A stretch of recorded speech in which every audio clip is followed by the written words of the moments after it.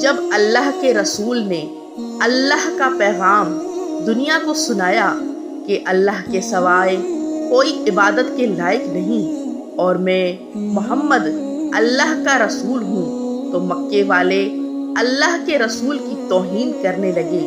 کوئی پتھر مارنے لگا، کوئی جادوگر کہنے لگا اللہ کے رسول اللہ کے دین کے لیے ہر دکھ تکلیف برداشت کر کے دین کی تبلیغ کر ہی رہے تھے کہ ایک دن آپ نے دیکھا ایک بوڑھی عورت اپنے سر پہ بڑی مشکل سے سامان اٹھا کے مکے سے باہر جا رہی تھی۔ آپ صلی اللہ علیہ وآلہ وسلم اس بوڑھی عورت کے قریب گئے اور فرمانے لگے، اے عورت، یہ سامان تو بہت بھاری ہے اور تم بہت بوڑھی ہو چکی ہو، اگر تمہیں اعتراض نہ ہو تو تمہارا سامان اٹھا کے تمہاری منزل تک پہنچاؤں۔ وہ بوڑھی عورت مسکرا کے کہنے لگی، اے نوجوان، اس سے بہتر اور کیا ہوگا۔ اللہ کے رسول اس بوڑھی کا سامان اپنے کندھوں پر لیے اس کے ساتھ چل ہی رہے تھے کہ اتنے میں وہ عورت کہنے لگی، اے نوجوان، میں تمہیں بھی کہوں گی کہ یہ شہر چھوڑ کر چلے جاؤ، کیونکہ یہاں کوئی جادوگر آیا ہے جس کا نام محمد ہے۔ وہ اپنے آپ کو نبی کہلواتا ہے اور ہمارے خداؤں کو جھوٹا کہتا ہے۔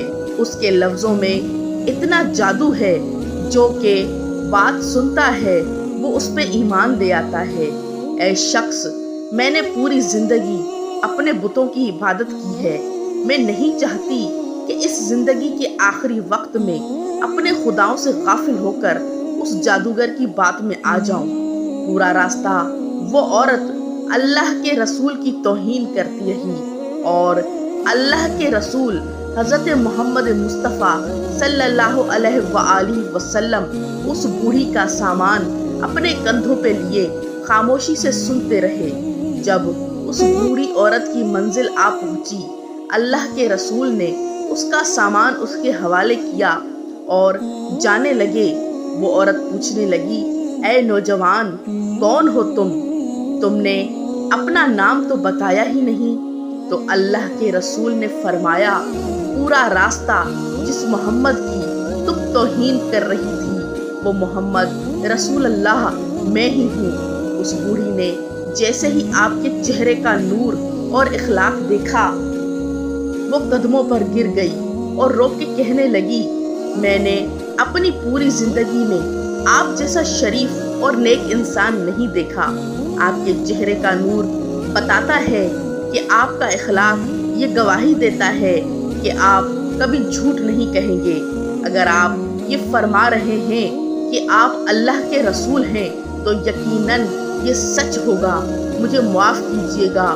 اور اسی وقت وہ عورت آپ کی نبوت کی گواہی دے کر کلمہ پڑھ کر مسلمان ہو گئی اور واپس مکے میں آ کر رہنے لگی۔ یہ ہے رسول اللہ کا اخلاق، یہ ہے آپ کی سیرت کہ دشمن بھی آپ کو دیکھ کر آپ کی نبوت، آپ کی صداقت اور آپ کی شرافت کی گواہی دینے لگتے تھے۔